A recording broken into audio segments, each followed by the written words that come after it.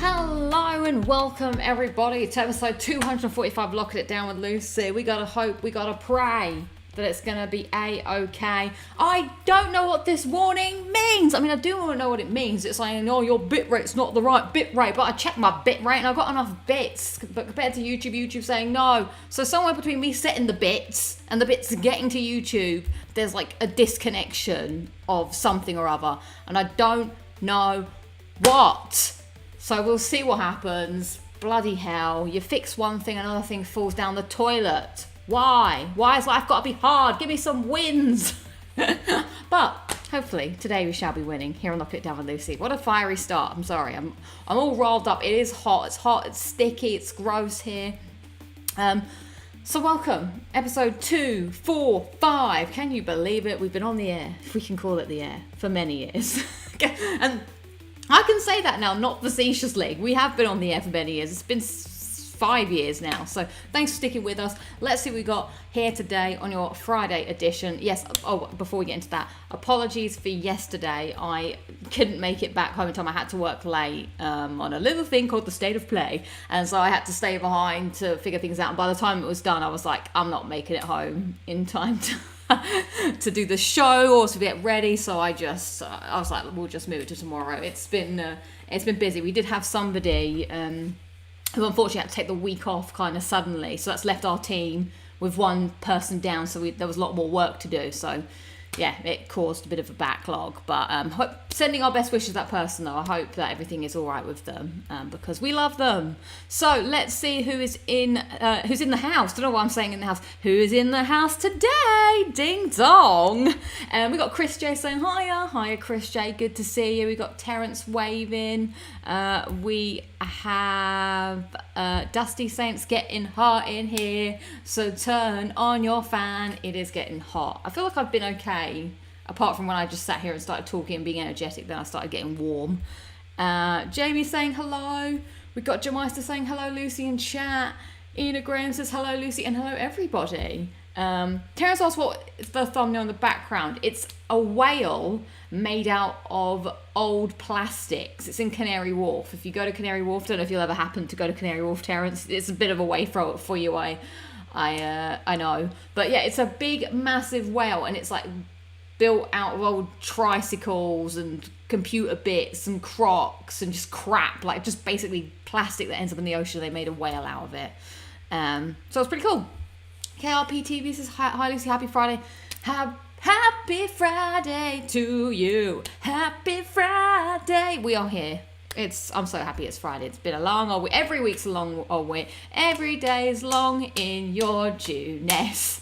Hi Morello, good to see you. Sir Dave 1988 says hi Lucy and chat with a little melty emoji. I'm melting. Fabulous says Fridays with Lucy's. I don't know if the Thursdays keep getting too hard. I might have to switch to Friday, but I don't know. Well, I don't know. It's all up in the air, isn't it? And topsy turvy. Hello says Dexter. Hello. Robert Wall says hello. We got some people celebrating their memberships. Rich Gamer 33 a month. Thank you so much. We have Jamie as well celebrating 33 months. Robert Wall also celebrating 33 months, and Ian Graham on 14 months. Thank you so much for being part of the XP zone. I appreciate it. It's it's fun times hopefully, and I need to do some things when I get some time. It's so tough. They are the Sonic shades. I went to the dentist today, everybody, and I'm pleased to report I finally went to the dentist. I've been talking about it for ages. I did it. I got a clean bill of teeth health. If I could do the little ding, you could then go ding, and then be shined from my teeth. I was like, wow, I'm like a star pupil. And then I came home and drank a full fat Coke. I was like, take it. And then I'm going to brush my teeth avidly. So, and all I have to do now is all you've got to do is go to the hygienist. So I can't wait for my mouth to be pristine, all for the low price of £100. Woohoo! Who knew health could be so expensive?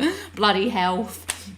So thank you. I almost got a sticker. Also, guys, it was my first ever time that I've been to the dentist without my mum and dad. I know, grand old age at 34. I went all by my little self, and the person liked PlayStation, and so me and the dentist hit it off. So put my big girl trousers on and went all the way down to the dentist and sorted myself out. So you can do it too if I can do it. I mean, my sister used to have to take me to the hairdressers for quite a long time. So the dentist is one of the things that you still you have to pay for here in the UK. It's not as expensive as America, but it's not like part of the NHS in the same way. But I don't know if it's subsidised either. You can be an NHS patient, so maybe it is subsidised. So the appointment was £27, and I had to put a £10 deposit down. That's why the money was as much as it cost. That's why I was confused when I had to pay. Okay, yeah, so the appointment today was £27, and then the hygienist appointment is £71, so roughly rounds up to about £100. But that's the price of teeth. They're the only bones you can see, I suppose. So you gotta I guess look all right. So that is annoying. I don't know if I was a little apprehensive. I wouldn't say scared, because I do feel like, I don't have to touch wood now, I suppose, but I do like my teeth. So I never ever go to bed without brushing my teeth. I absolutely hate not brushing my teeth before bed. Like, it grosses me out. Like, I can't remember the last time I missed brushing my teeth before bed, because I will make sure it happens. No matter what. If I've got to run to Co-op to get a toothbrush or something, I'm going. I can't stand it. Even if when I fall asleep. Actually, that was probably the last time I went to bed without brushing my teeth. It was probably when I did Locking It Down with Lucy, 1 year old, and I fell asleep on the sofa. Well, I guess passed out on the sofa after drinking a whole bottle of wine. That's probably the last time I can remember doing it. But I like brushing my teeth. It's a moment of serenity. I think of ideas when I'm brushing my teeth. So big advocate of the teeth, everybody. So there you go. That's my little my little story for you there. Teeth are the only body part that can't heal themselves. They're supposed to. Yeah. Once those bad boys are gone, they're gone. So wanna make sure I'm looking after them. Now, what about flossing? I had to do the old person joke. I don't floss, actually, which is kind of bad, and they always say you should floss, but I just can't be asked. I'm big on teeth health, apart from when we talk about the flossing. I don't know. I don't like it. It feels too intimate. I don't really like getting in there. I always feel that my teeth feel a bit strange when you do it. The dentist did tell me to floss. They were like, well, obviously keep brushing your teeth and make sure you floss. And I was like, okay. I use a water pick to floss. Interesting. I don't know. Yeah, I feel like I'm just doing it wrong. But the dentist loves talking about flossing. And so I asked him about mouthwash, because I do use mouthwash. I started doing that when I moved out, because I was like, you know what, I'm going to do what I want to do. I have my own house. I can buy anything I want to buy. So I bought mouthwash. And he was like, just don't use the mouthwash that has alcohol in it, because you get all of the downsides of having alcohol in your mouth without actually drinking any alcohol. And I was like, wow. So there's my really fascinating story about the dentist, I guess. Sorry, this is so boring. I heard this was one from a friend, and that's kind of what I wanted to ask the dentist. I might ask the dentist next time about this, because my friend also said you shouldn't use mouthwash after brushing your teeth, which I was doing. So now I try and do it so I'll wake up in the morning, eat my breakfast, and brush my teeth and everything, and then when I leave for work, I'll do my mouthwash before I leave for work, so a good hour has passed. Or if I'm going out in the day, I'll do the mouthwash before I go out. So yeah, fascinating about my dental hygiene, I'm sure. Dentist said mouthwash at lunch, maybe after a meal. That's a good shout. Maybe just bring a little one to the office, maybe on the days. I could keep a mouthwash, but I really want to be serious about it. That's what my grandpa said. He's like, Lucy, look after your teeth and your eyes. They're important. I could have a little mouthwash, a cheeky mouthwash in my locker at work, and then just use that after lunch potentially. And also not to slosh the water after. You've got to leave the toothpaste on them. See, I'm always just worried about swallowing the toothpaste, because you shouldn't swallow it. Well, that's what they always said to me. Oh, I can't say if that always happens. I feel like whenever I do floss, like no. The dentist is expensive when for years you didn't care for dental hygiene. Yes, it can get more and more expensive. I hadn't been since 2019, so I am glad that I kept up my my good health. So yeah.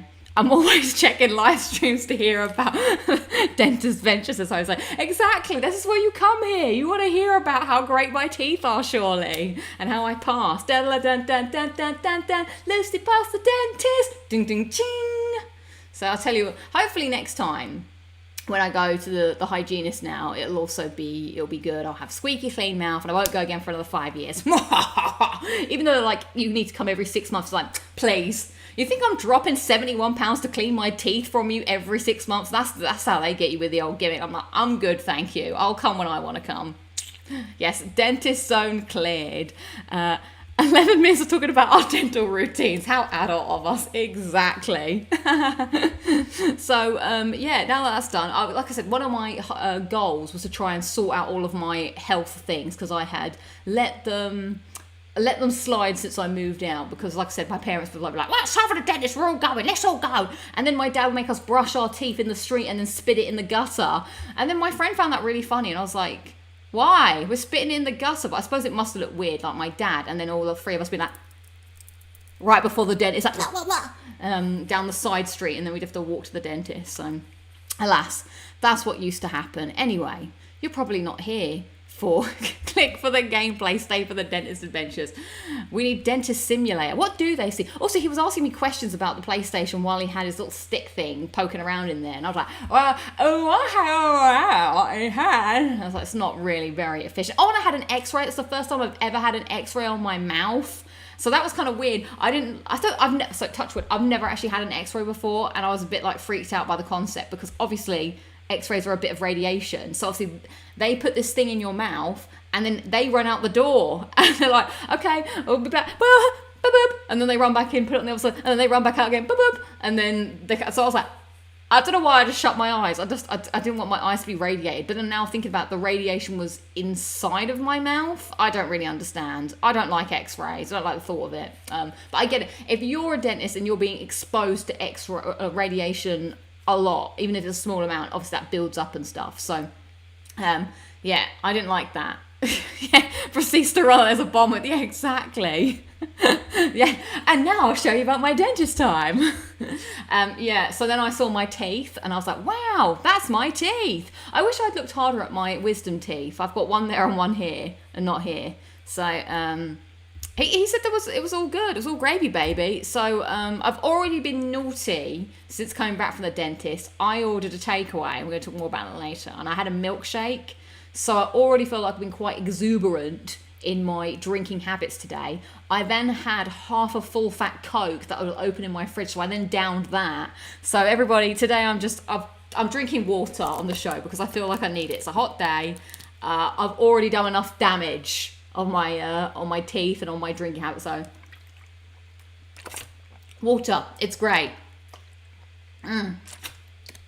We love water. So let's shut up about the dentist now. I'm so sorry. What a boring way to start your Friday. The dentist. So let's see. Oh yes, the poll. Yes, so last night was the state of play. The Ghost of Yote state of play. So I'm asking you, are you looking forward to Ghost of Yote? Yes, no, not sure yet. 59% of you are saying yes at this current time. 9% of you are saying no. And 31% of you are saying not sure.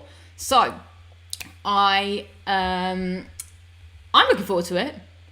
I didn't watch the state of play because I don't feel like I needed to watch the state of play, to be quite honest. I just know I'm going to play the game, so I don't I remember doing the same with Uncharted 4. Like, I know I'm going to play it, so I don't want to see it. Like, I feel like if I watch a trailer or something, it's because I want to be convinced, maybe, or I don't really know what I'm in for, so I want to see more. But this, I just know. I don't need any more information. I'm like, I enjoyed the first one. I imagine this one, and I hate saying it because, you know, you say this and people say it's a bad thing, but I imagine it's more of the same. I mean, I don't know for sure because I never watched the trailer. I mean, it could be something completely different for all I know. I'm like, it's probably more of the same, everybody. You're probably riding around a horse in the Japanese countryside. And then you're like, no, Lucy, you didn't watch it. It was like a Streets of Rage.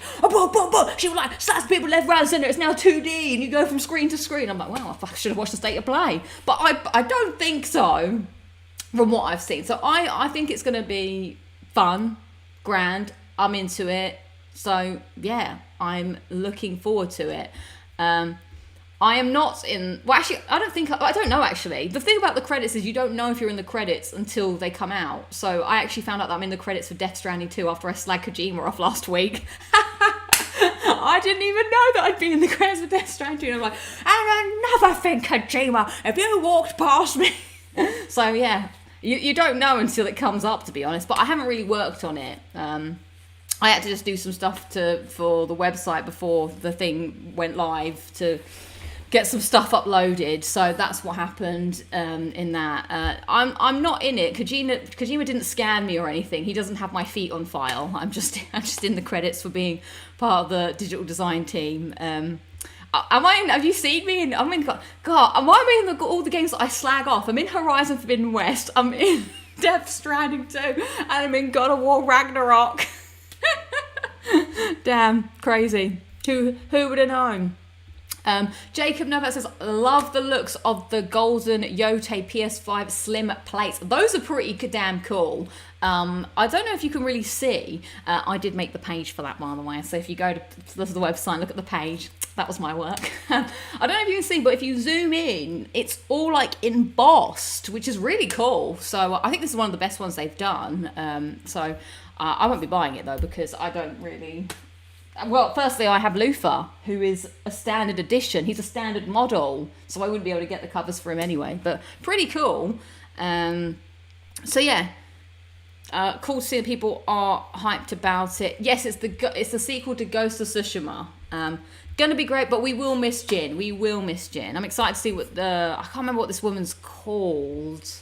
Should I know her name? I think it begins with an A. I can't remember.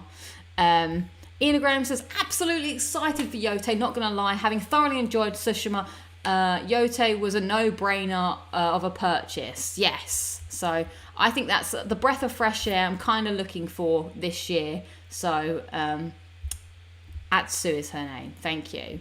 I need the Death Stranding. I need the Detroit Become Human facepaint. To be fair, I am very, very low down the credits. You have to wait a very long time to see my name if you do. You should review all the Jurassic Park movies. How are you coping in the London heat? I think I could review them, to be honest. Have I not done that before? Have I not reviewed them? I was listening to Red Shirts Club Cinema Club, what they call, and they've been reviewing the Jurassic Park movies, which is why I wanted to read the book, and we'll talk about that later. Pippin Bam Bam says, quite excited for it. I hope there's references to Jin and maybe other characters from Tsushima. Yeah. Was that actually second to last? That's pretty cool. Who was below me, I wonder then? Right, so that's the housekeeping. Oh, and I also wanted to say a big thanks to everyone who did tune in to the Elden Ring live stream that happened on Monday. And thanks, obviously, if you watched it on the VOD. We're making progress through the Elden Ring. I'll be ready to take on Night Rain any time soon, I hope.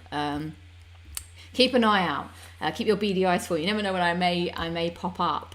So, what are we talking? What are we talking about today? I think Alexander has disappeared. I think he does just disappear or something. So, alas. I am watching the playthrough, so I'm living out how I could have played Elden Ring through this other playthrough.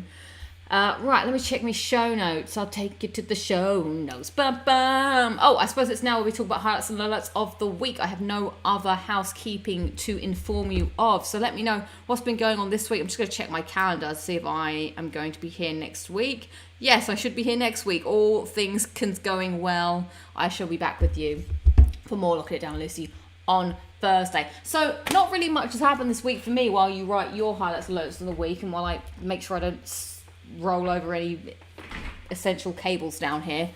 What's going on? Very busy this week, as I said, so that's been quite a lot, working kind of pretty long hours to get stuff done. Obviously, a lot to be done. We had someone down, so that we had to like all pull our socks up and try and pull together and get things done for the week. So yeah, not much time for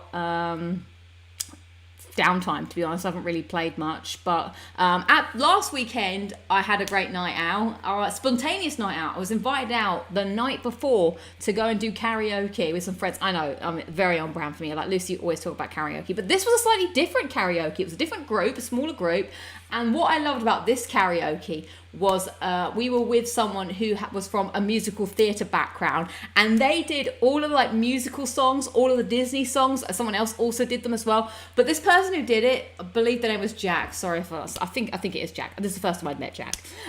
They were so good at doing all of the voices. Like they were doing be our guest, be our guest, but he did it with the proper French accent. It was so good. And then he did like what was the other one? Oh my god, he did the Monster Mash. It was the Monster Mash. And then Kit, friend of the show, was doing the Monster Mash. Oh my god, I could have watched Jack and Kit do all the karaoke. It was like having my own personal musical being played out in front of me. There's another really good one. Oh, and then I asked him if we could do Just Can't Wait to Be King together. And I was like, will you be my Zazu? And he did the Zazu so good, even though the words weren't on the screen. I was like, yes, because I was like, oh, I just can't wait to be king. And he was like, well, I think it's time that you and I arranged a heart to heart. He did literally all the voices as if the person was in the room. So that was a good fun time. I haven't really done musical, and a karaoke goes musical. That's what he also, Kit also did As Long As He Needs Me. Oh yes, he does. I was like, this is fantastic. All the musicals are coming out. I love when you go karaoke with different people, you get different vibes happening. So good. Also, he did I Think I Better Think It Out Again. We had a bit of Oliver as well. I was like, oh, I haven't watched Oliver in forever. I need to get back on Oliver. Get back on it. Do I have the DVD at home? Bullseye. Maybe I'll watch Oliver. When I next go home, I'll see if I can get the DVD out. And then I'll watch it, and then we can review Oliver, because that's the content you want to see. So that's really what's been going down. And I had a lovely milkshake today. A lovely milkshake. They should take their show on the road. They should. It was so good. Oh, they also did Phantom of the Opera, which I've never seen the Phantom of the Opera, but he was like, sing for me something. And then she was like, ah, that was funny. The Phantom of the Opera. And I was just like, this is amazing. I loved it. Good times. I've got through so much of this water. Water is good. It's because of the awful things I have eaten and drank since I've come back from the dentist. Lucy is actually on the God of War Ragnarok Express, even though she's cruelly shunned it so far. I will go back to it. I will. It's so funny. Oh, I must have missed that when that came up. Right, let's go. I do review albums sometimes as well. I haven't done an album review in a while. I should get back to that. So, Ian Graham comes in with highlights. Locked It Down with Lucy. Thank you very much. Elden Ring stream. For a moment, I thought you said ER streams in like ER, the TV show. And I was like, when did I stream that? More Wimbledon and Yote State of Play. Very good. Lowlights. What's this? Money missing cinema due to tennis plus the heat. Something unbearable at the weekend especially. Sorry, I've read that really badly. Well, I'm sorry to hear about that. Yeah, the heat is awful. The heat. I feel like there's going to be a lot of heat ones coming up. We're all in this together with the heat. But I'm glad you're enjoying the show, Ian and Graham. Chris J says, highlights. My 4-week vacation has started. Hell yeah. Cyberpunk is on PS Plus. Hell yeah. New Deftones song. Hell yeah. Record coming out in August. Sounds like living the dream. It's your month. It's your 4 weeks, Chris J. KRP TV says, highlight looking down on his ear. Thank you very much. Lowlight, I still haven't been able to get the airbags replaced on my Citroen. I can't drive it again until I do. Another lowlight is the heat today has been so bad I couldn't concentrate at work. It is rough. Like, I know that the Brits, we complain about the weather, whether it's hot, cold, indifferent, rainy or whatever. But when people take the mick out of us for the heat, you guys, you don't understand. The heat is like being slowly cooked. You know, when you're like the frog that's in the boiling water. But the water, the frog doesn't get in the water when it's hot. The frog is in the water and it's fine, and it's slowly going up. And then you're like, oh my God, we're roasting. It's like an oppressive heat. So you are slowly being baked, I suppose is the best term. Yeah, it's only going to get hotter carrying on. So yeah. Daniel says, highlight and low light. I've just done the latest Astrobot DLC. The last level is filthy and not in a good way. I've got to do all of those at some point. But you'll be pleased to know. Shall I do want to do this. Every year I do like to do a big stream. So that's where so I've been planning out my next big stream. One where I'm going to stream from like 4 o'clock until 11 o'clock at night. We're going to play lots of different games. So I've been putting some ideas together, putting some games together and stuff like that. Because I like when I do the ones where we jump through some games. So I probably will do that at the end of the month because that's when wellness break is. So I'm going to sort some things out and then I'll actually say when it is. But just for funs, no other reason. I just like doing a big stream when I've got time to do it. My mum loves the Monster Mash. She listens to it every Halloween. It was a Monster Mash. The Monster Mash. It was a graveyard smash. He did it so good. Dusty says, highlight, finally won my first run in Balatro. I don't know what that means, but very good. Lowlight, hot, sticky, smelly. Yeah, it's pretty yuck. Highlight, my trophy streak has reached 228 days. Very good. Still enjoying Ratchet and Clank Rift Apart. Peace. Sounds good. Highlight, today is my dad's birthday. No low light that I can remember. Nice, and happy birthday to Father Fabio. Hope they're having a lovely day, no matter what they're up to. James says, highlights, logged it down on Lucy. Oh, thank you. The Elden Ring stream, got my 16th platinum in God of War Ragnarok, and got back to the 100% on Astrobot and Wimbledon. It's all going down. Low light is the heat returns. The heat returns. I don't know if it's a good thing to have the heat at the weekend or the heat in the weekday. Because in the weekday you can escape to the office, but at the weekend there is no escape. And tomorrow I'm going to my grandma's. I don't know, how hot does my grandma's house get? I don't know. But I am going to do the big old walk. It's about an hour's walk to my grandma's house it is. So that's going to be, and I'm going to be going at the peak times. So we'll see how that goes. Daniel says, also got gold trophies for Helldivers using a PSN boosting group. Nice. Robert War says, highlight, finished my tactician. Tactician playthrough of Baldur's Gate 3, saving the platinum for my 10,000th trophy. Love it. Had my first cardiologist appointment yesterday. Have a plan of action now. I need more tests. Good luck. I hope it all goes well. Sorry, I realized I didn't click yours on the screen. Good luck, Roll. Hope it goes well. And how far away are you from 10,000 trophies? Love that you're saving a platinum for it as well. That's pretty good. Highlight, my new dining chairs arrived today. This is nice. Robert Ross says, low lights, lack of sleep, the heat and stress and anxiety. Well, hopefully we can alleviate some of that stress and anxiety today. Although, as per Foxy Cat's rules, you shouldn't really watch the show before bed. It will keep you awake at night. So this is probably not good for that one. Sir Dave says, highlights, turned 37 years old today. It's your birthday. Happy birthday from all of us to you. We wish it was our birthday so we could party too. Woo! Happy birthday. Enjoyed this week off of work as well, despite melting in the heat. Like getting used to new glasses, prescription, motion sickness is pain. This is why I don't get new glasses. Because I hate the adjustment period of getting new glasses. It's so annoying. You can't describe it until you have to live it. It is annoying, it's a pain. But you'll get there. You always get there in the end. I haven't done it for 5 years, so I don't know how I'm going to do it. July says, highlight, got 100% back on Astrobot after the new DLC release. I haven't. I just turned on my PlayStation this morning and saw it. I was like, oh, here we go again. Looks like we're Astrobot. We'll fight forever. Get the bots like ever. So yeah, I'm sure it'll be fun. Made progress in Astrobot, rescued every bot plus all puzzle pieces in the world. I love the game, and even though I watched the whole game on YouTube before, some bots surprised me. Nice! I'm glad you're enjoying the Astrobot. Jacob says, hi, look at it down, Lucy. Thank you, guys. I'm glad I can bring the show to you no matter what. Even if it's Friday, Thursday, Wednesday, we're all over the shop here. But I'm glad the show can show. We just don't know when it will show up. Is the different thing. What a highlight! Eager to Platinum says, highlight, saw Oasis on their first show back. Lowlight, super nervous to do the best man speech next week. You're gonna nail it, Eager to Platinum. But I hope you enjoyed seeing Oasis. What was their Go Home song? I do love thinking about what... by the way, the Go Home song is the final song of the set. I have not looked this up. I'm going to say it can't be Wonderwall. That's too... I know it's iconic, but I don't know if that's really the uplifting...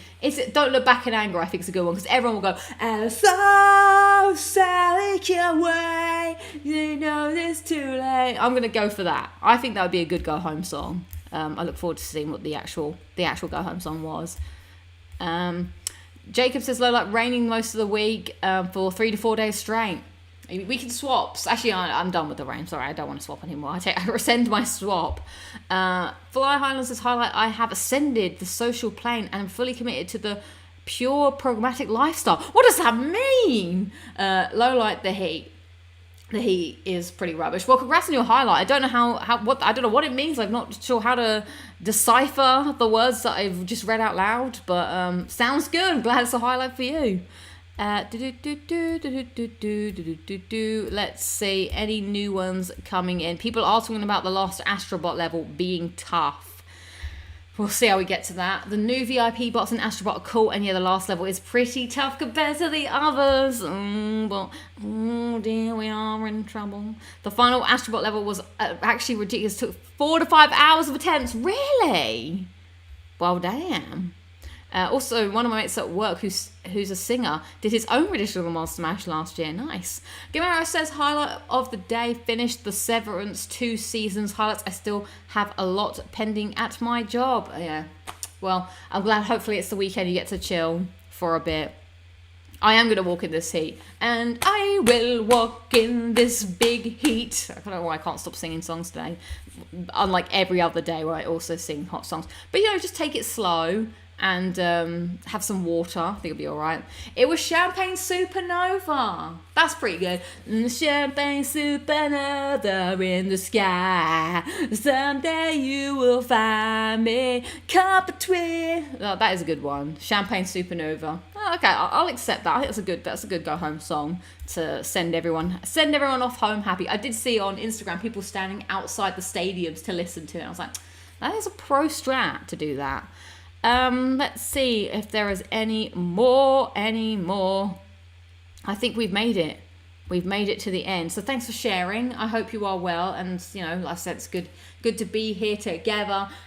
So I don't have anything else to say at the beginning of the show. So I think I can flip over to clip of the week. I also am going to update my water while I do this. So I found something in M&S that I've been looking for a very, very long time. And so this was actually a highlight of the week because I didn't think I'd be able to procure this item. So please enjoy clip of the week. I found it.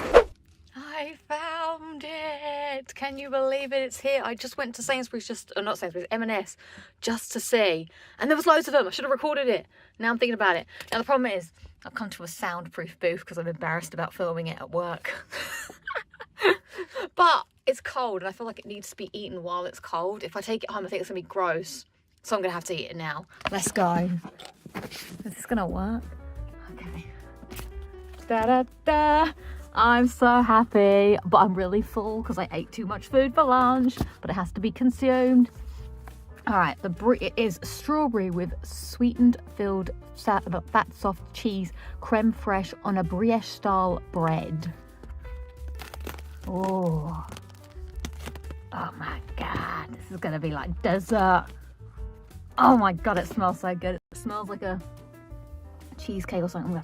I'm gonna have to clean up after this. I can't be leaving crumbs in here. All right, my drawer is not ready.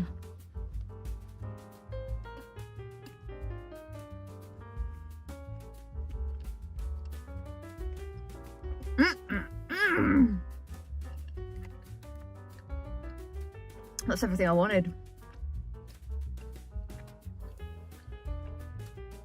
That is so good. It tastes a bit like strawberry. Kind of like strawberry cheesecake. The cream is good. The bread is good. The strawberries are good. It all works. It all actually comes together. I think these are getting banned though. Got some lovely strawberries here. Can you see it? I don't want to make too much of a mess in here. Oh my God, that's lovely.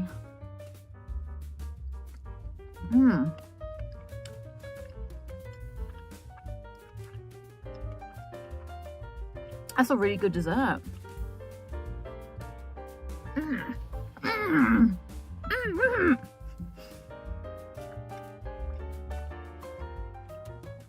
I'm so happy I found it before it was outlawed. Oh my God, it's so good. It's hard to describe that. The bread is really nice. The strawberries and the cream are really nice. I need to have this big bite here. It's also a very big bite. You've got to really work the jaw muscles.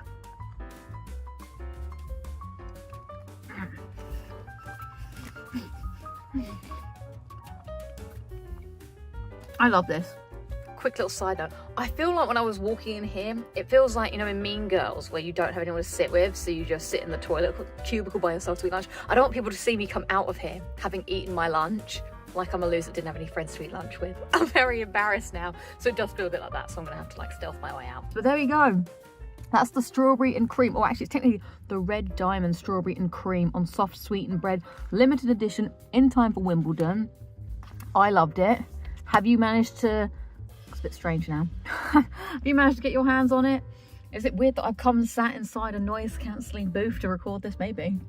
It's quite weird in here. This booth, it's like being in a space, as close as being in a space chamber as I think you could be. I don't think in space they even call them space chambers, but you can only hit, like, it's literally deadly silent. You hear nothing. It's very strange. So I came in here to scoff my sandwich in secret.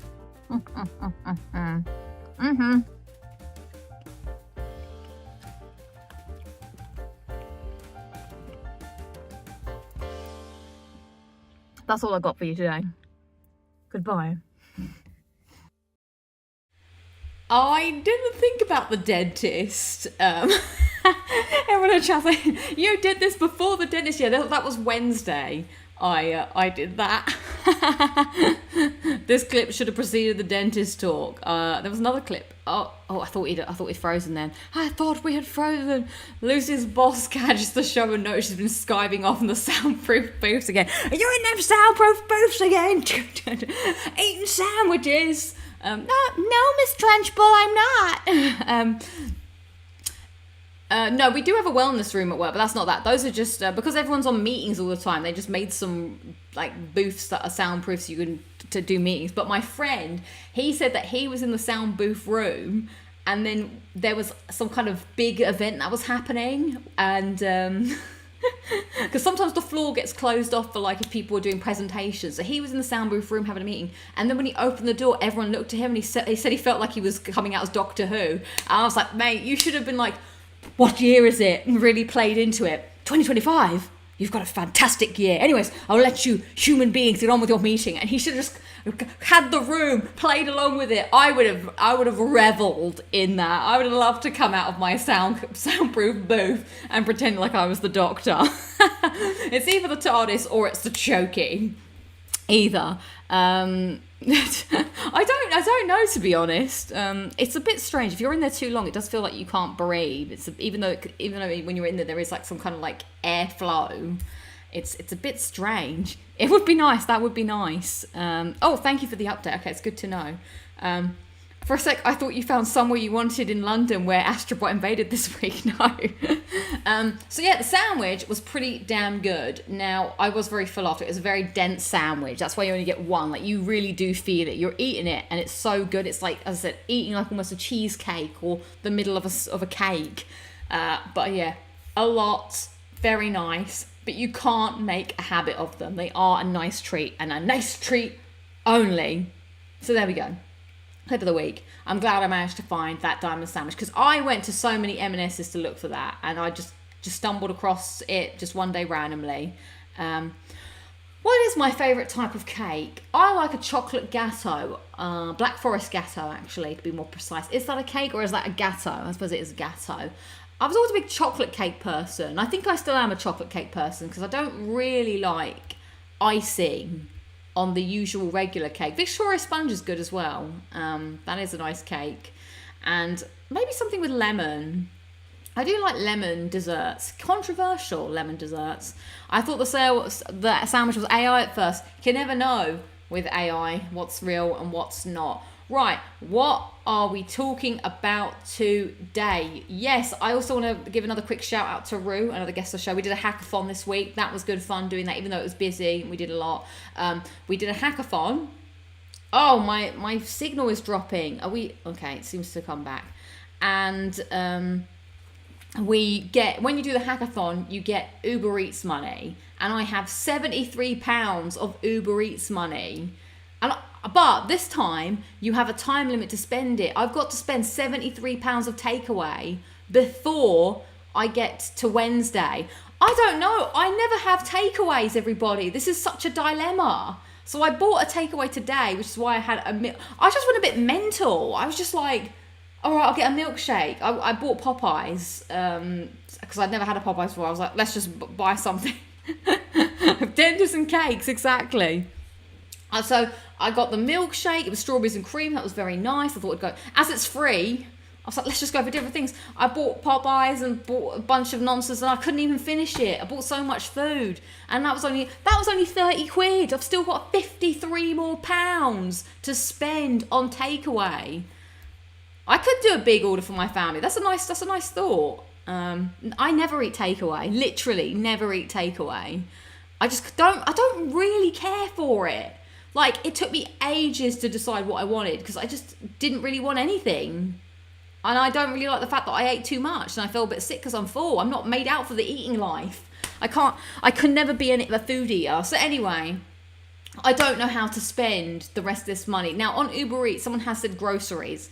And I think I feel like I'm just going to go crazy.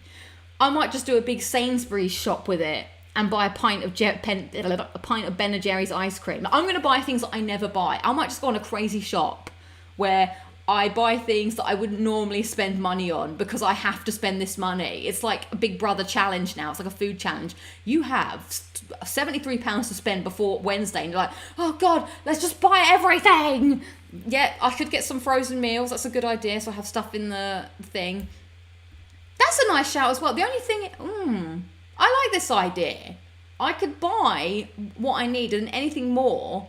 But then how do I give it to them? Because there is like a drop-off in Sainsbury's, but you have to buy the food at the Sainsbury's to drop it off, I think. I don't think I can just go in and give it to the food drop place.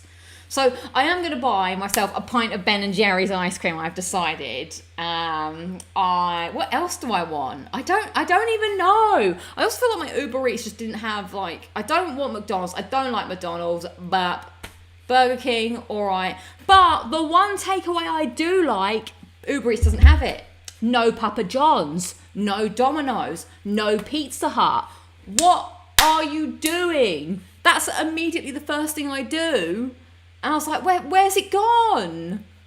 I could buy more cereal. That's a good shout. So how would you I want to hear, you've been given £73 to spend in 5 days. Hit me. What are you spending? What are your takeaway fantasies for this money? Because me and Rue might just team up to do more hackathons. We will just do a simple idea that people like. Obviously, we did put the work in. Like, it's not like we just were like, oh, we'll take the money and do nothing. We did work, but we didn't. We did something that we knew was manageable and that we could, handle. So we handed that in. We won't know if we've won. But the thing with hackathon is there are people that can actually like make things. Like people make like, I don't know, robots or something. And we just had to do a little pitch. So I don't know. We'll see what happens. If you win, I don't actually know what you get if you win. Anyway, sushi's.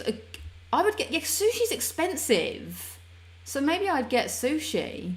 I don't know if you can donate it because it's in my account. So I'd have to buy the food and then give it away. Give it away, give it away, give it away now. Give it away, give it away. Subway, I'm not a big Subway person. I like this idea of sushi. I might investigate that route. Yeah, see, I don't have it. I have invited my. I could buy some little beverages for myself. I might go, but get myself some Pims. Bottle of gin and mix us some left beer, ice cream, snacks, and waste the rest. Boo! It's like winning the lottery. I'm like, wow! I need to just spend it all like madness. So that's why I'm like, what if I went to Sainsbury's, what was the thing that I would buy? I can buy a cereal that's over £3. Can you imagine? I never buy cereal over £3. That's one of my hard, fast rules. I'm like, Lucy, you need to be a responsible adult. And you know what responsible adults don't do? They don't buy cereal that's over £3 because that is frivolous and unnecessary. So maybe I'll just buy whatever my heart desires. I don't know. My heart desires nothing. I'm a boring person. My heart only desires more Uncharted and GTA 6 and I don't know, a fan. Lucy, Five Guys. Lucy, that's how my dad texts me. Five Guys recently opened up here in Sweden. A burger plus fries and a small drink is a total of €35. Meanwhile, I can get 6-piece McNuggets, large fries, and a drink at McDonald's for less than €10. Yeah, this is true. Five Guys, don't rate it. I don't care for Five Guys. No love for Five Guys. Jamie says I would just get a dinner for my family, like a curry, a Chinese something that racks up the money, and food is good for sharing. Yeah, I'm like, insert meme of what's his face in the wallet. There's no one here, and I'm not really scheduled to go around my family's estate. They don't live on an estate. I just felt like saying the word estate. Soldomaj says, I'm a seafood person, so I would get a frozen crab or lobsters. They're more expensive, yeah. McDonald's just brought back the chicken wrap. No, I don't want a McDonald's. I just not a takeaway person. I just don't think about it. I feel like it's a weird thing. It's hard to explain. Like, I think about chocolate. I know I think about chocolate. But I never sit here and go, you know what? I really fancy a McDonald's, or I really fancy getting a pizza. If I really fancy getting a pizza, I'll go to Sainsbury's and just get the one and stick it in the oven. I just don't care. I literally don't care. So it's a real struggle trying to force care, unless I just keep ordering. Also, I don't like ordering. I don't like how the person has to come. They never know where my house is, because for some reason my Google Maps, when you type it in on my address, when you type it in Google Maps, it shows people higher up the road than my actual house. I don't know how this has happened, but everyone drives up the road and I have to just watch them drive by with my food, and I'm like, no. And then I'm like, oh, come back. Like, come back.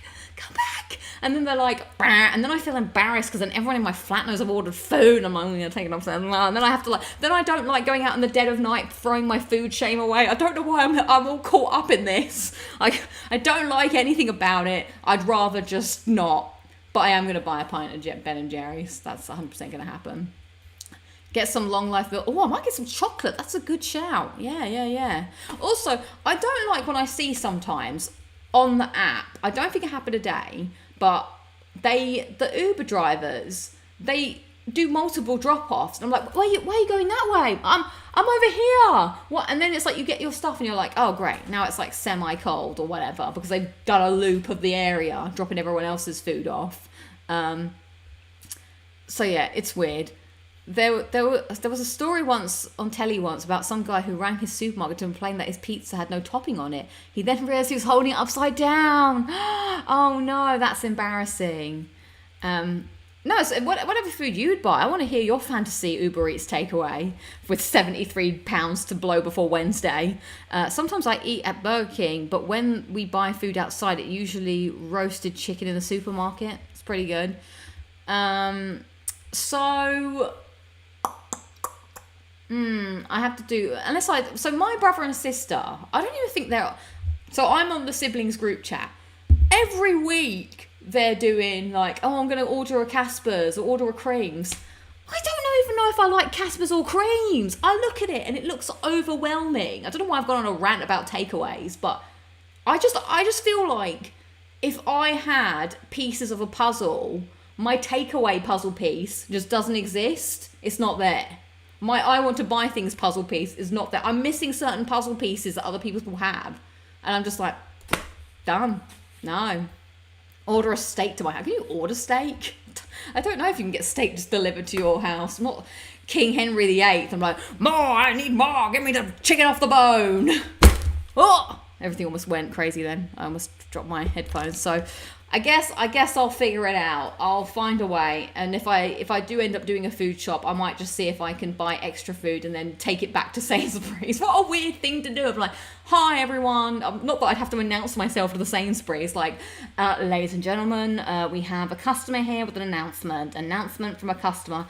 Hey everyone, my name's Lucy. I just want to let you know that I'm doing a reverse I can't even, a reverse pickpocket on Sainsbury's. I had to buy food in Uber apps, but it's too much food for me to consume. So rather than pickpocketing, I'm reverse pickpocketing, and I'm putting the food back because I want to give it to the homeless people in the food bank. Thank you very much. Don't look at me weirdly. Beep. And then I just go about and do my thing. So yeah, maybe I could just order some. I did enjoy having a milkshake. Also, I like getting out and going for a walk. Can't be pleased over here. Can't be pleased. So there we go. But it's fun to see what everyone else would have ordered. Chinese fish and chips or a pizza. Yeah, I'm telling you, I scrolled and scrolled and scrolled, and I was like, nothing is calling to me, and nothing that. So that's why I settled on a Popeyes just to try it. So I've still got 50 quid to go. So maybe I'll do my Sainsbury's. That's the other thing though. If I do a Sainsbury's food shop, does it come on the same day? I might have to do that on Sunday or Monday, and then I stay in and then I wait for the food to come. Oh, it's all so complicated. I think I better think it out again. Dum dum. Right, sorry, I've talked so much about my boring life. Lucy, you're so boring. Do you want to talk about something else? Yes, let's. So, here's something. I got my delivery. I got a different delivery. It is hard. So, I won the sweepstakes at the town hall. And now I have this. Ooh! It is the... Why is the name not on this?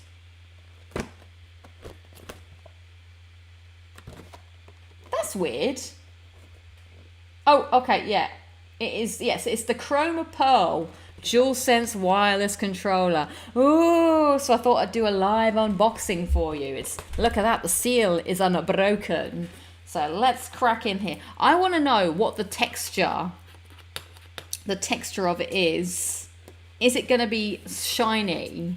And now my collection of DualSenses grows. I'm like growing a little, my own Jurassic Park. Welcome to DualSense Park. Da, da, da, da, da, da. They do move in hers.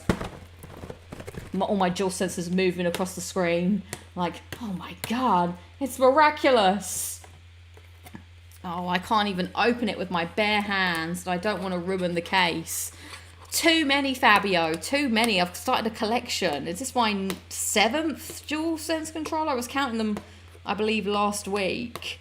And then there'll be some kind of... At some point, I'll have so many that, you know, like, they'll realise that maybe I've not been as nice to them as like... Although I'm a pretty nice owner. I would say I'm a nice owner, guys. Yes, Lucy, we love you. There are people that manhandle us way worse than you. Exactly. That's what I'm saying, guys. So there's no need to revolt against me. But then one day, the electricity in my house goes down because I haven't done the RTS signal. Boo! What are you saying? The electricity is all down? Ridiculous. Dun, dun, dun, dun, dun, dun, dun. They all come and jump on me when I'm sleeping. How'd you like this, Lucy? Why don't I press your buttons, Lucy? I'm like, oh my God, I'm being attacked by my DualSense controllers and they're pushing all my buttons. And yeah, that's what happens. I've got a DualSense for every day of the week. I do have one controller that's broken, so then it turns into Toy Story 2. Like, you're broken. I don't want to play with you anymore. Bye, DualSense. And I just drop it and it goes, no. And the other one's like, but that was my twin. We've been here together from the very beginning. This has taken me so long to open this because it's made of like a weird, it's got a weird seal that's not, it's like papery. It's not the kind of seal I was expecting. So it doesn't just like peel off. It kind of scratches off. This is like the world's worst unboxing. Not even Nedry turned off the DualSense. No, exactly. You don't want to turn off the DualSense sensors. You like to leave us. You like to holiday and you leave us for weeks at a time. Like, you're a bad mother. A bad PlayStation mother. Look, I'm just giving you guys a little break, you know, from all the, you know, that's how it starts. Ooh, and then there's running and screaming and death. Is that how the quote goes in the second one?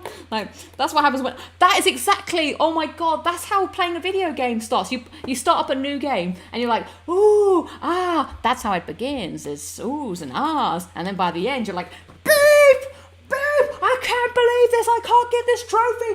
Beep. And then it all goes terribly. Terribly wrong, you know? And then, you know, ugh. Come on. Electricity finds a way. Oh my god, I've opened this terribly. Maybe I do. Alright, it's coming, it's coming. I'm a DualSense controller. Okay. Let's see. How pearly white are these? Are they as pearly white as my teeth? Although I don't think my teeth are that white anymore, to be fair. They have old Father Time has got to my teeth. They can't escape. My teeth can't escape old Father Time. Nothing can escape old Father Time. Okay, it comes in this lovely little pull-out tray. Do they all have this? Obviously, I realise I have the worst lighting for any unboxing ever. Nothing looks good in this place. Alright, let's get it out of this little pouch. Let's see. Shine it. Wow. Oh my god.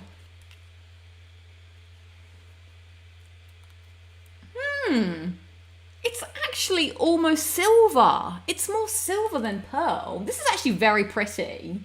I am worried about those getting a bit grubby though. You know, you don't earn platinums by, you know, light play. You gotta get in there sometimes.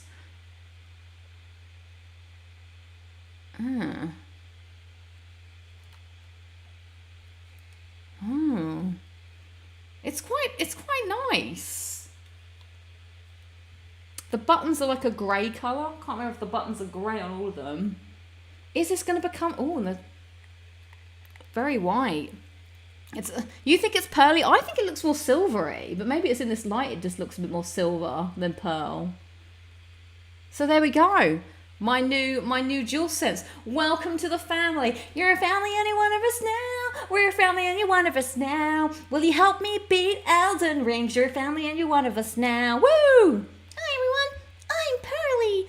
I'm joining the LudiXP experience. I can't wait to see what platinums I help Lucy with on her journey to freedom. Freedom? I don't know what I'm getting free from. Poor Astrobot and God of War are still in their boxes. It's time for you to get... Oh my god, Pearl DualSense controller, you're out of your box. Well, I've been stuck in my box for years, and what has it done? Nothing. So you're going to get back in your box so we can all be sold at the toy factory, and then we'll be on display forever. Forever. No, you will never silence me.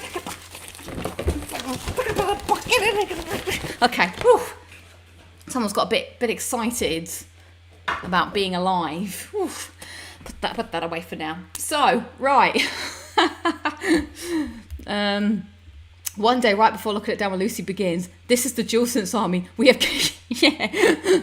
This is Lucy's DualSenses. We have captured Lucy, and therefore there will be no show. We are free. Free! Challenge this and challenge that. Welcome to the family. Your name is Sunday. What's that from? The controllers you keep are not new. Yeah, they're all in their boxes. The ones I haven't used. So the Astrobot one's in his box. The God of War one's in his box. The 30th one I do use, but then if I'm doing a tough boss fight on Elden Ring, I don't use that one. For some reason I don't want to go too hardcore on the 30th one. I do like the 30th one, but you know, DualSense controllers are made to be played with. They don't want to sit on a shelf and rot away. I'm trying, you know, I remember Toy Story. They want to be played with. So long, partner. Good, I know it looks like abuse to me.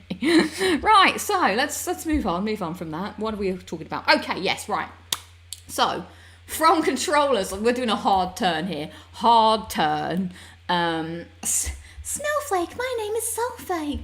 After I beat Astrobot, the special controller got a thorough clean, and it's sat in its box since. I can't bring myself to use it. It is too nice. It's a very nice controller.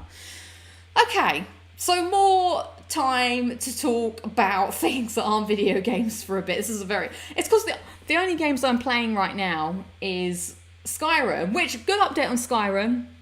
I am very close to the 100%. I did my Muffalo spamming. I did try the alteration one, but I didn't quite understand what was going on. But also it felt like it took a bit more time in terms of like me I could just walk around a Muffalo every day. A Muffalo, So I Muffaloed my way to 78. And then I killed the dragon. I built my 3 houses. So all I have to do now is craft something out of that new armor thing, but I've got to get to I've got to grind level 80 smithing, which I wish I'd done before, but oh well, I guess I'm on 55. I've got to get to 80, And then I've got to start the game again to do the Lost to the Ages. And then I finally have my 100% in Skyrim. Hallelujah. So that's been good. No more Elden Ring progress has happened since. I've literally not even played the PlayStation this week, hardly ever. Like, when I have played it, I've been so tired. I've literally just been sitting there going, Muffalo, Muffalo, Muffle, Muffle, Muffalo, build the house, Muffalo, build the house, while I'm watching documentaries on YouTube about what happened to the Brick Crew. Do you ever remember the Brick Crew? I was a bit too old for the Brick Crew, but I was still kind of interested about, you know, how that all went down. It was like the peak of the YouTube or something. So yeah, that's what I've been doing this week. So no new video game progress, not even Saints Row. I didn't play anything, not even Saints Row 4, nothing. So we'll see if we can get some progress done at the weekend on something. I'm not sure. Smith iron daggers or leather braces to increase smithing. All right, good strat. But yeah, I've just been pretty tired, to be honest. Oh my god, I can't believe this. Yes, I started playing The Last of Us Part 2 chronological. How is that going? Because that's a new trophy as well that's appeared on The Last of Us Part 2 trophy list. I was like, really? We're doing this? I mean, I'm intrigued, but maybe I'll save it for next year. So The Last of Us chronological is that you can now play the game in chronological order, because the game doesn't actually take place in chronological order, really, without saying spoilers. So yeah, I guess I'll save that for next year, because I feel like I played the game too recently. But I guess I'm curious to see how it goes down. So yeah, there is that. I could be doing that. What is the Brick Crew? The Brick Crew were I guess the name given to a bunch of YouTubers that were mainly all British in the like late noughties, and they all like vlogged. It's like when YouTubers started becoming more of a thing, and there were people in their bedrooms just talking about stuff, doing challenges. It's like Zoella, Alfie, Joe Sugg, Caspar, Marcus. This was before my time, because I was like, I would have been 18, so I didn't care about all these young people on the internet. But that's when they all became a big deal. Yes, it's Zoella and all of that lot, and they apparently were YouTube megastars, and they did, it was kind of like what happened to them, the rise and the fall. Like, they got to their peaks, and then they kind of just, things happened and they dropped off. It's like, what are they doing now, kind of thing. I was just curious. Like, a lot of them still YouTube, but not at the same level, because obviously YouTube's moved on to different types of, like, people can't just sit in their bedroom and talk anymore the same way as they used to. It's kind of moved on. Like, you know, people are doing like, I did this thing, and could I run as fast as a cheetah, and I'm Mr. Beast, and you know, it's like a different landscape now. So I thought that was kind of interesting, you know, trying to figure that out, watch that, just see what happened to them all, and how they all, some of them sort of slowly went off into obscurity. You know, some of them went off into the sunset gracefully. Others fell off a cliff because they did shady business things and, you know, awful. I also learned a lot about crypto coins. I watched a documentary about that, and I was like, I don't know anything about crypto, but apparently people are making cryptocurrencies, and they're pumping and they're dumping, and then they're making loads of money, and then the regular folk like us don't make any money. And I'm like, oh my god, what is the world? The world is a vampire. It was not quite KSI. KSI wasn't really part of the Brick Crew. He was like his own separate thing, but he could cross over. They did do like a Hello World thing or whatever. It was a British thing, yeah. So that was interesting to watch. Jose saying it's weird but interesting. I'm guessing, yeah, you do jump between Ellie. So you do day one Ellie and then day one Abby, I guess. You have to do a full playthrough for the trophy, yeah. Do they also do the flashbacks first? That is interesting. I don't know. Maybe. I wonder. That would be kind of weird to do the flashbacks. Tommy Innit is about a decade too late for the Brick Crew. Yeah, I've never heard of this person, but yeah, these are like some old school people, and then there's like some drama because some of them got together and then they broke up, but Zoella and Alfie are still together. I don't know, blah, blah, blah. My second favourite British YouTuber after Lucy, thank you, is Sea-Dog VA. I know Sea-Dog VA. He lives in Japan. I mean, I don't know him personally. I just know of his channel. I do sometimes drop in. So yeah, I thought that, yeah, exactly. It was a long time ago, so I just thought it was interesting. So yeah, where was I going with this conversation? Okay, yes. So that's what I've been playing, but I haven't. Wait, speaking of Mr. Beast, he promoted his new AI app where you can copy thumbnails, even though he himself have complained that his thumbnails were copied. I heard about this, and I feel like he's distanced himself from it now, which is interesting. I don't know, it's all a bit weird, isn't it? It starts with Abby and her dad flashback, which is technically not flashback. Oh my god, that is weird. That is strange. Feels like the pacing would be way weird on that. Right, so yeah, because I've not been playing the PlayStation, what I have been doing is I am kind of sick to death of this thing, my phone. I sort of fell into scrolling while I was on holiday. Now, everyone scrolls a little bit, but when I was on holiday, I was like, I'm not going to shame myself from scrolling. I'm going to scroll, I'm going to watch the Instagram reels, I'm going to just read the everythings. And I was like, I didn't gain anything from this. I didn't like it. I would stand on the train when I'm coming home and just stare at my phone, and I felt like I get tunnel vision, which I didn't like. And so I want to stop scrolling. So I just feel like I get people like it, but I just feel like it's a waste of time. Like, I don't care for it. I just feel like you watch stuff that's either annoying or nonplussed. So that's why I've been listening to a podcast. We were talking about Jurassic Park World Rebirth last week or whatever, and that's out. And I was like, I like dinosaurs. I like Jurassic Park. I listened to a podcast where people talked about Jurassic Park, and they talked about the book. And I was like, I'm curious about the book. I would like to read the book. The problem is I don't really put time in my schedule to sit down and read. Like, I don't know when I would do that. I'm not a read before bed type of person. I used to read a book now and again on the train, but my train journey isn't as long as it used to be. So I found on Spotify the audiobook of Jurassic Park, the book. And I've been listening to that non-stop. Every time I leave the house, I stick it on. I get in about an hour to 2 hours of this book every day, and I'm still only on like part 18. So I'm going to talk to you about the book because it's kind of interesting. I'm not sure how much I like it. I'm going to take a big sip and we're going to review part 1, Jurassic Park the book, part 1.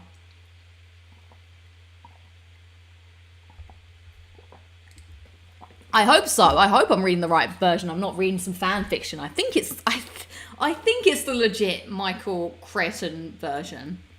Okay, here we go. Review of maybe a bit of both, to be quite honest. Here is a review of Jurassic Park the book so far. So I have got, Robert was also reading it. Nice. I've not seen Rebirth. I don't know if I want to give it the money to even go and watch it, unless it's super hot. If it's super hot, then maybe I might go to the cinema just to be cool. Right, so I have got from the start of the book, and I'm at the part now where it's all kicking off. The dinosaurs have got loose. It's hard to really pinpoint where I am in the book to the film because things happen in a different order. But the T-Rex has broken out of the enclosure, the power has shut down, everyone's in pandemonium, and Dr. Hammond is eating ice cream, not jelly. I'm pretty sure he's eating jelly in the film. So everyone's spread out. That's where I am. So here we go. So let's start off with the audiobook. Now, it's being read by. I've got a free version. So it's being read by, I believe, an amateur. But I kind of like him. He's trying his best to do the accents. He does seem to make every American have a slightly southern accent, which is, kind of amusing, I suppose. Lex! He does try and do a good Samuel L. Jackson. He's like, I can't believe this. How the hell? Like, you can tell who he's trying to do. And it's Ian Malcolm as well. But Ian Malcolm's kind of hard to hear. I have to really put, because he speaks kind of low. It's Lex that's eating jelly. Good remembering. So he's reading the book. There are a few technical snafus, but it's fine. It's free. I'm not gonna. In fact, it made me think, can I read an audiobook? Could I do this? It sounds like it could be fun, but also a lot of hard work. Can you imagine? What could I read to you? DualSense wireless controller instruction manual.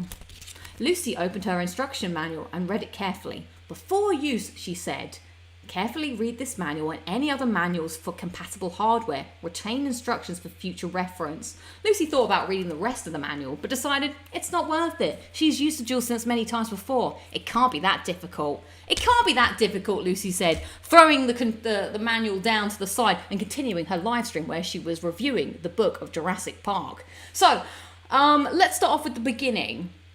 The beginning is quite different to how Jurassic Park starts. And the more I listen to the book, the more I'm like, I quite like the pacing of the movie better than the book. The book is very slow and very detailed and very technical. And I suppose that is the nature of a book. A book's got to be detailed because you've got to imagine it. But I just like, I switch off because they're literally talking about all the technical DNA things and he's listing out all the dinosaurs. And I'm like, oh my God, it's like a lot to take in. And I felt for a very long chunk of it, I'm like waiting for the tour to start. I'm like, let's get to the tour.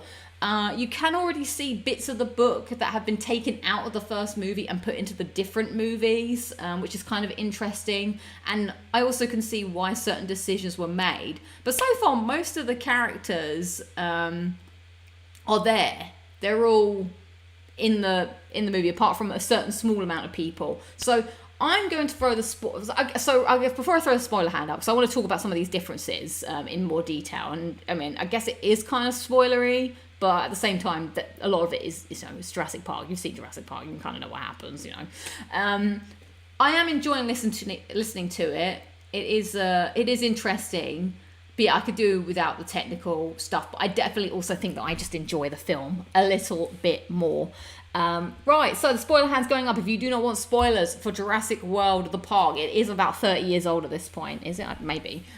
Okay, so first big difference is Alan Grant likes children in the book, which is so weird to me. Like, it even goes like, Alan Grant liked children because he liked how fascinated they were with dinosaurs. And it's like, it's really weird because in the movie, he hates the children. So it's really weird because he actually like stands with Tim to talk to Tim. He enjoys doing the talks to the children when he's talking to them about like how reptiles. And I was like, this is kind of weird. Of course, in my head, I'm imagining all the characters that they look like in the movie, because why wouldn't you? But Alan Grant is described as a bit more, he's got like a beard. I think he's short and he was wearing a Hawaiian shirt, which I was like, wow, this is not Sam Neill. So yeah, that's kind of different, which is kind of weird. Ian Malcolm's pretty much the same. He's dressed all in black. Also, the reason I like the book as well, listening to the book, is because when I'm on the train, it stops me from scrolling because I have to pay attention and I have to like listen because I want to visualize what's happening. Whereas when I'm listening to podcasts, it's very easy to drift off in my mind and think of other things or just start scrolling. So I do quite like that. I've got to really imagine what's happening. So that's a big difference, is that, he likes children in this one compared to in the movie where he doesn't. Also, the adults are pretty... When the attack on the park is happening, they all don't do anything, the adults. I'm like, what's going on? That was crazy. I was like, the kids are in the front car and everyone just runs away. And I'm like, I don't know if I missed something because I was listening to that bit on the walk today when I was walking around. I was like, they all just buggered off while a big T-Rex picked up a car in its mouth. Like, trash human beings. Also, I would like to say that I feel like Jurassic Park is actually rubbish, the idea. I'm not talking about the film or the book. Like, they're going through the tour, and because obviously the detail is all like, Tim tried to look through the thick foliage but couldn't see anything. All the enclosures had big fences and big sort of gaps. Now, I know they do say there's a monorail, so you can see over it, but it's like, you're not seeing anything in this park. You're going to go there and just look at trees. Like, you may see the herbivores because they're probably easy to see. But it's like when you go to the safari and they're like, there's a cheetah here, and you're like, never going to see that cheetah. Could be anywhere, but he's hidden in the thing. It's like, you're never going to see it. It's like, this will be the biggest waste of money ever. You're going to see something and you'll never see it because the park is obviously trying to protect you.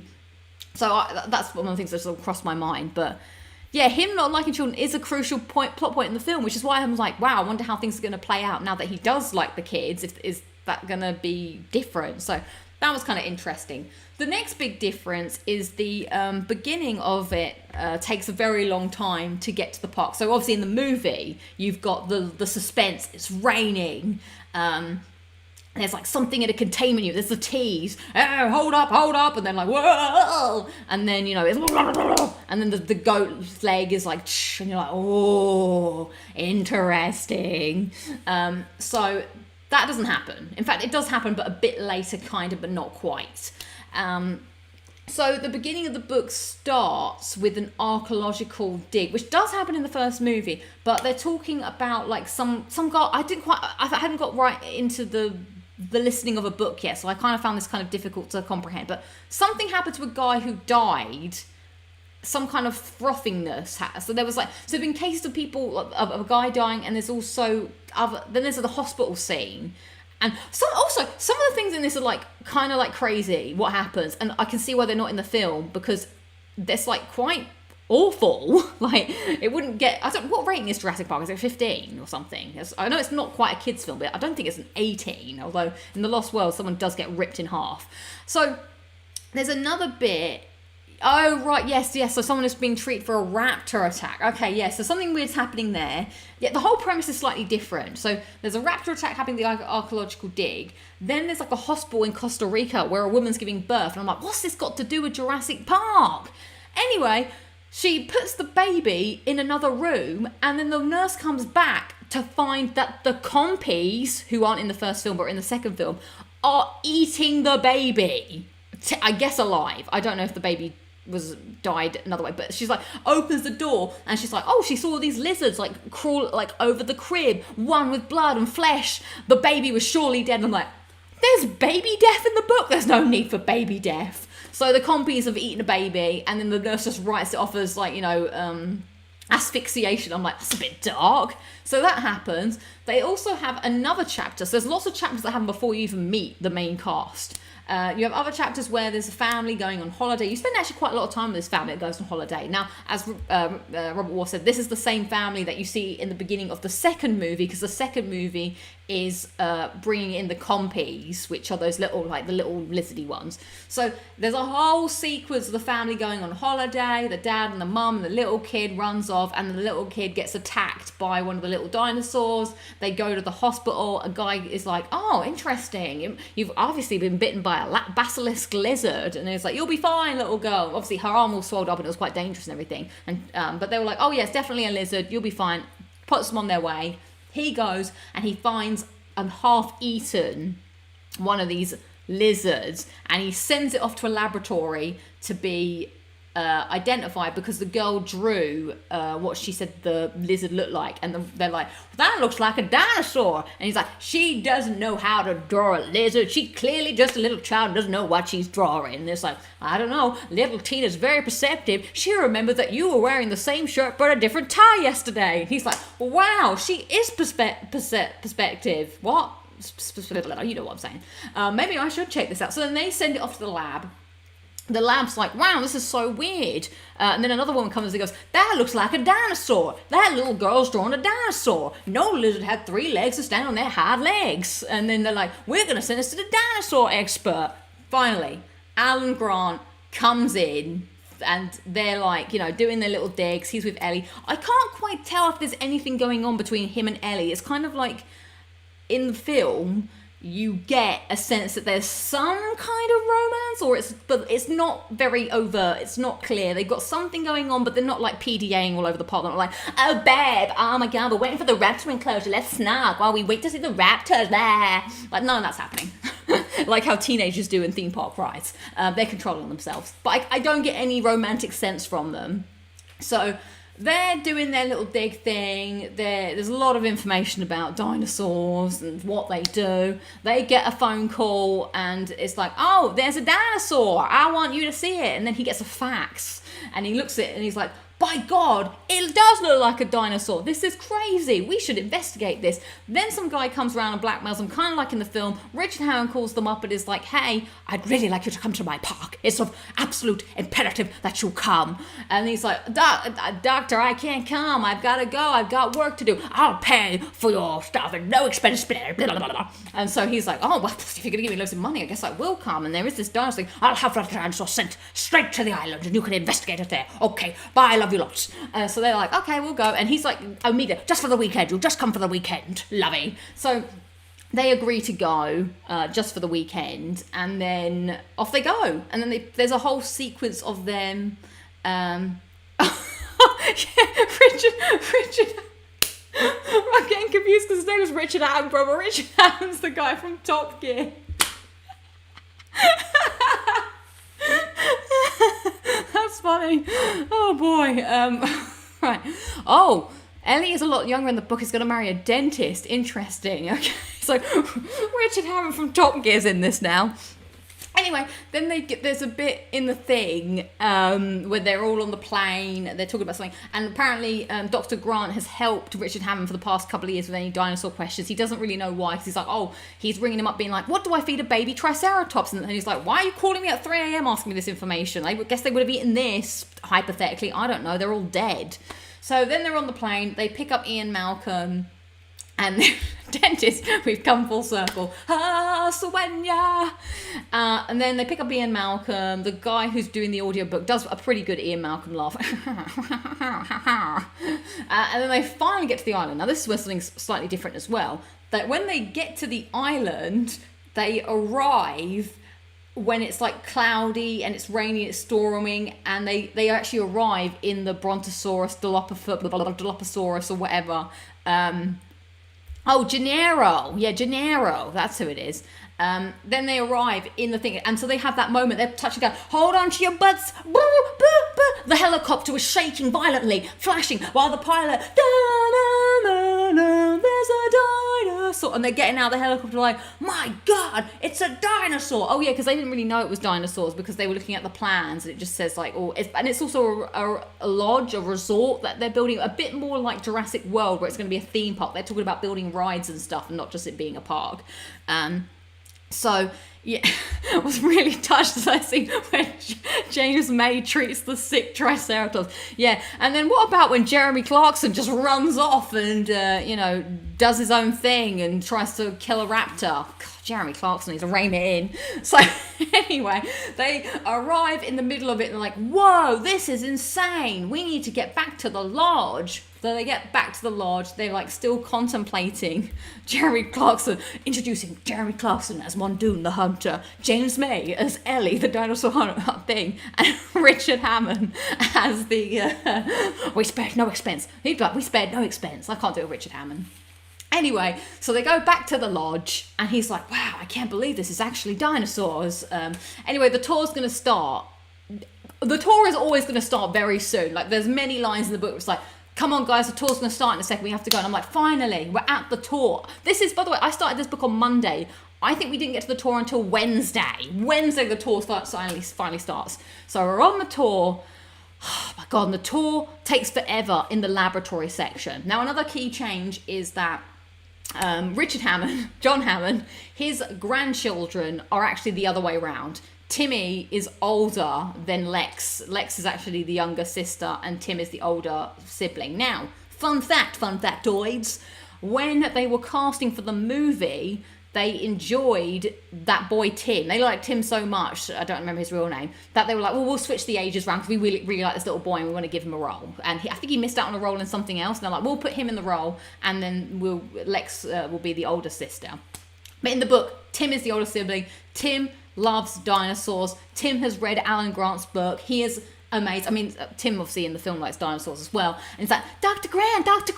And so he's like, we're snooting up to Dr. Lex is like, I want to play ball. I'm like a real tough girl, even though I'm like 6 or something. Who's going to pitch with me? I'm hungry. I'm a little brat. Pah! And Tim's like, shut up, Lex. We're here to see the dinosaurs. So anyway, he's like, going up to Alan Grant, talking to him like, oh my God, I read all your books. And Alan Grant's like, I love children. So good how they love dinosaurs. So the tour starts, and the tour takes forever. They're in the building looking at all the technical things. Here's how the dinosaurs were made. Here's all the DNA samples. Here's the place where we do the gene sequencing. And then it's like, because I guess in a book, I understand what's happening. In the book, it's probably got like that bit where they indent it and they've written like Velociraptor, 8 out of 8. Triceratops, 2 out of 2. The guy has to read them all painstakingly, like one after one. And I'm like, I get it. They're counting the dinosaurs. So they're looking through all the stuff, and then they go to the hatchery, and there's a baby raptor there, and then he jumps into Tim's arms, and Tim's like, oh my God, this is great. Oh yeah, Nedry's on the tour as well, yes. Oh yeah, and we have this really in-depth thing about Nedry meeting Dobson. Is it Dobson? I think it's Dodson. Dodson. We got Dodson here. They're meeting him, and he's met him at the airport, and they've got this big plan to do, what they're going to do. They're going to steal the dinosaurs for, the other bison or whatever. You're rereading it now, Harpo Speaks. You're rereading it now. You're reading the Top Gear version. So yeah. They're on this tour. There's a baby raptor. Well, actually, the raptor is like young, like 6 months, and it jumps into Tim's arms, and Tim's like, "Oh my god, it's so cute!" and it's snuggling into his neck, and everyone's like, "This is so precious." But everyone's like, I still don't know. This is very dangerous. Let's have a look at the computer systems. I'd really like to see those, because if you haven't thought about chaos theory, where when something needs to be alive, they're gonna do something, and you can't just shut up.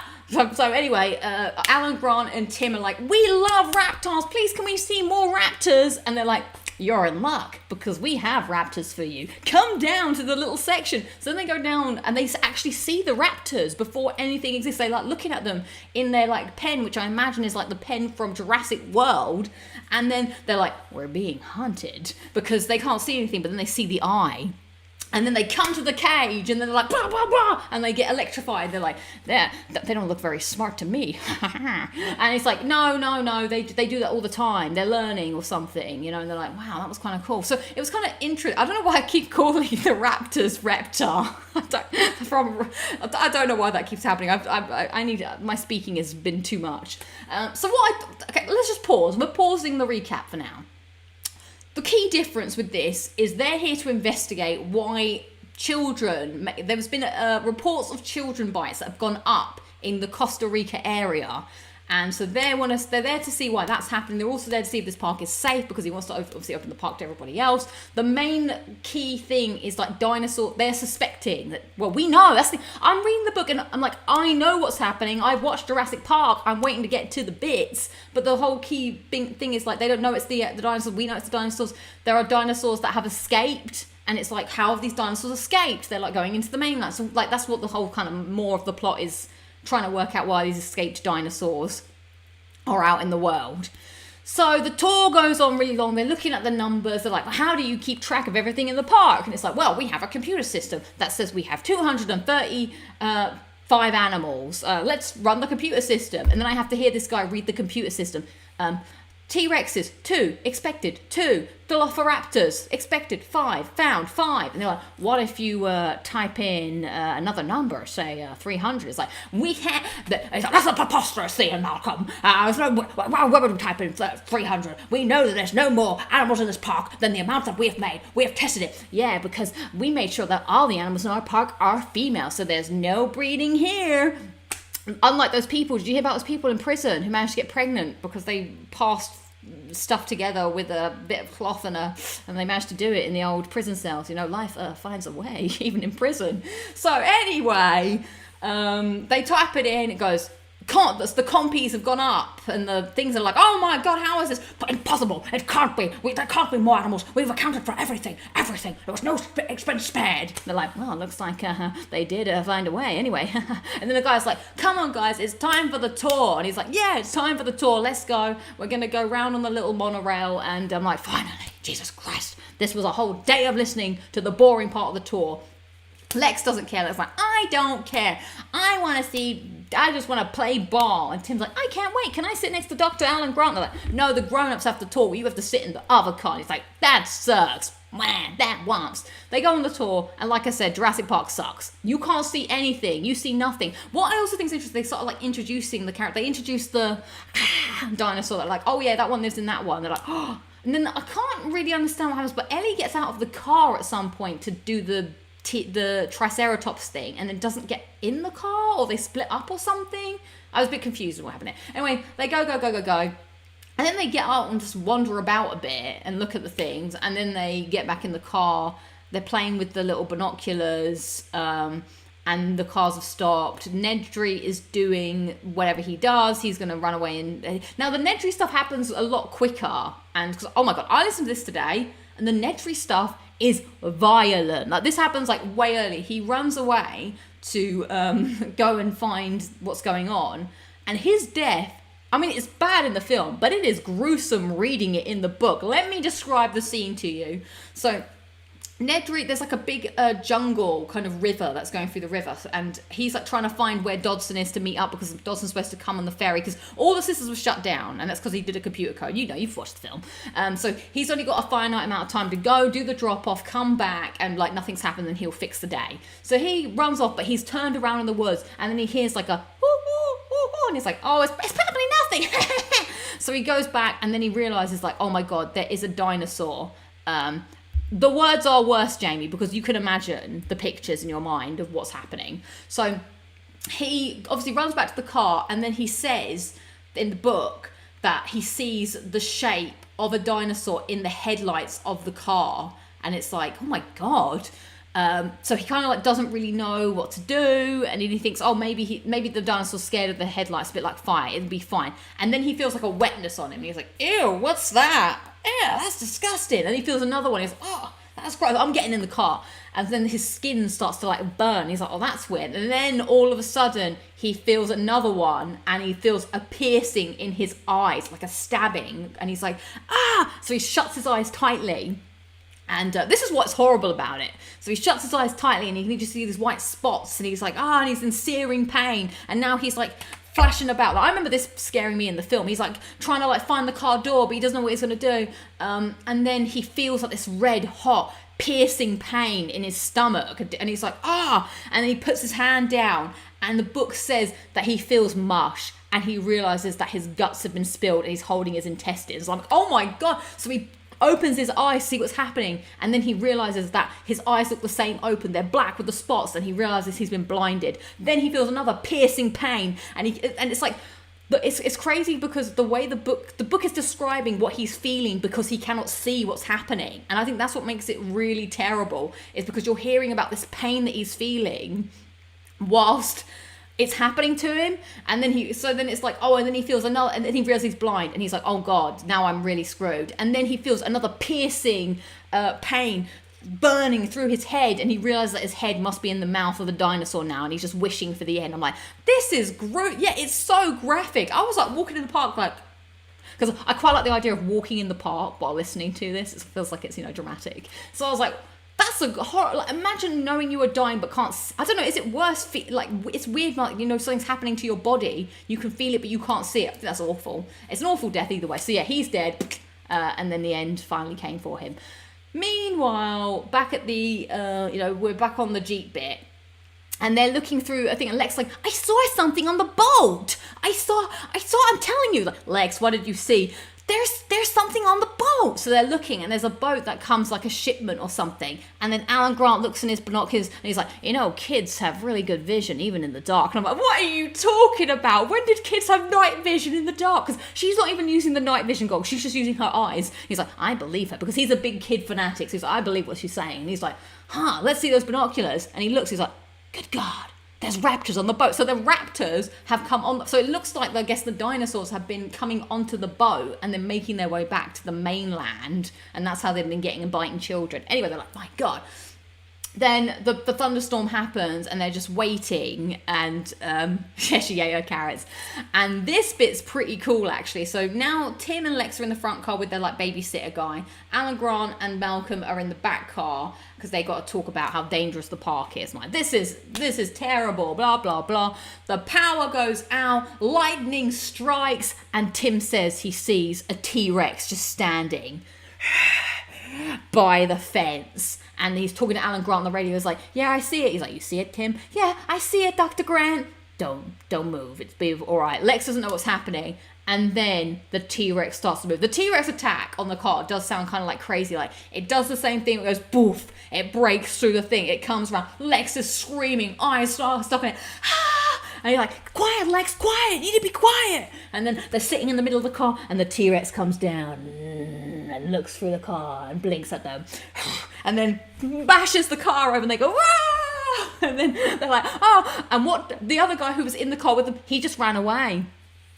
Regis, he just runs off into the night. I don't know what's happened to him. This is where I'm up to now. He runs off and leaves us two kids. And Ian Malcolm and Dr. Grant, or whatever, no, they're the same person. No, they're not. Yes, no, they're different people. They're like basically sitting in the car just watching, like, My God, this is fascinating. They don't do anything. There's no getting out the car. There's no flair like, hey, they have no instinct to save these children. They're just getting bashed from pillar to post in this car while they just watch. Alan Grant does get out of the car. It's quite hard. I'm not very good at listening.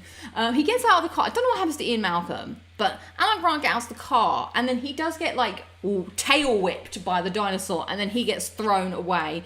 The car gets picked up in the mouth of the dinosaur, and they're like, "Wah!" and then gets thrown into a tree. And Tim wakes up on a tree, doesn't know where Lex is. He has to scramble out of this tree while the car it almost falls on him.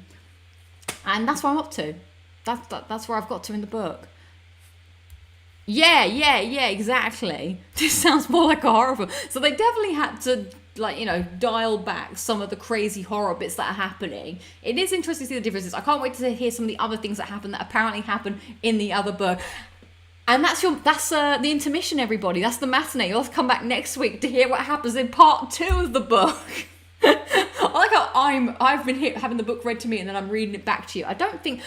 Richard Hammond, aka John Hammond, he's like, he's still eating ice cream. He's like, bring me another ice cream while we wait for the children to come back. It's going to be wonderful, this park. You know what I'm afraid of most? What are you afraid of, Dr. Hammond? I'm afraid that I'll die before I see their smiling faces in the park. More ice cream, please, more ice cream. You know, she's Haitian. I'm like, what's that got to do with anything? I don't know.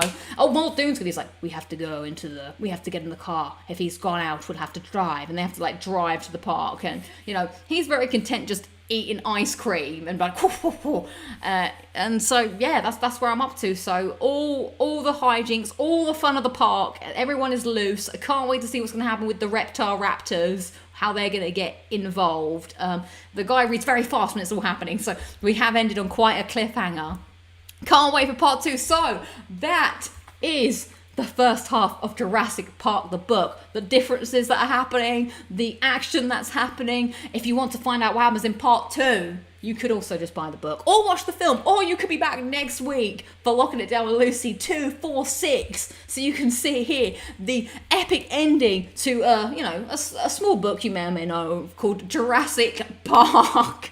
Who else will turn up? We've had the members from Top Gear, we've had the dinosaur from the Rugrats.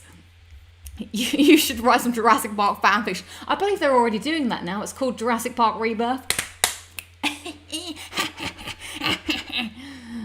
Also, Jared goes back with Harding and Ellie in the Jeep this time. Yeah, interesting. Okay, yeah, because some characters I get confused where they all go. So there we have it. Lex is like, I'm hungry. She just wants to eat. She's hungry in the car. But that's all I've got for you on this week's edition of Locking It Down with Lucy. I will try my best to eat my takeaway money before next week, and I will do my best to listen to more. I've got an hour's walk tomorrow to my grandma's, so I'll get some good Jurassic Park book listening. But I have enjoyed listening to the book. It's been interesting doing something different, focusing my mind on something else. So we shall see. I don't know. I've not really thought about it, to be honest. I just want to do I don't know. It's coming up quite quick. I've not planned anything. It's in 5 weeks' time. I don't know. Maybe not for maybe for 300 I might do something, which means I'll probably just better plan something now. So as for streams, I haven't got anything planned this weekend. I might do. I have to see if I can find it for free on Spotify. As I'm going to my grandma's tomorrow, I might be hanging out with a friend. I might do something on Mondays. I think I'm going to work from home Monday anyway. So probably Monday more than the weekend. Also, it's going to be ha. But I do have the last week of January off. So last week of July. Jeez, I've spoke too long. I'm going to do my big stream idea that I'm thinking of. So that's your lot. I hope you enjoyed that bedtime story of people getting grizzly eaten by dinosaurs. But before we go, of course, there is the poll to end. Are you looking forward to Ghosts of Yote? 62% of you are saying yes, 16% of you are saying no, and 22% of you are saying not sure yet. But how many of you are looking forward to part 2 of the Jurassic Park, the book? No poll for that. I jumped on, not really a fan of the recaps. That's all right. Okay, so I'm going to go. It's quite hot now. I'm going to drink more water. So thanks for watching. I'll be back next week for more shenanigans, and yeah, keep an eye on the Discord when other things may or may not happen. But until then, see you later. Hope and try Jurassic Park with Richard Hammond. Richard Hammond played by Richard Hammond. Jeremy Clarkson played by Jeremy Clarkson. That was silly. All right, see you guys later. Bye.